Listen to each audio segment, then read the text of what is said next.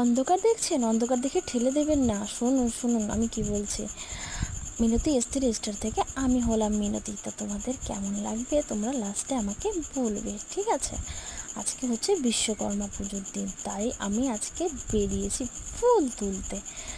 আর actually এখন ফুল ফুটছে না, ওই জন্য মর্নিং ওয়ার্কটাও হয়ে যাবে আর ফুল তোলাটাও হয়ে যাবে। তা আমি ফুল তুলতে বেরিয়েছি, ফুল তুললাম। তারপরে দেখো, এটা আমাদের হচ্ছে সাগরেশ্বর শিব মন্দির। তা দেখেছো, এই শিব মন্দিরের কাছে এত এত নারকেল গাছ, আমার এখানে আসলে সত্যি মনটা ভরে যায়। তাই ভাবলাম তোমাদেরকেও একটু শেয়ার করি। দেখো, মন্দিরটা না অনেক পুরনো দিনের মন্দির, খুব সুন্দর লাগে, আমার ভীষণ ভালো লাগে।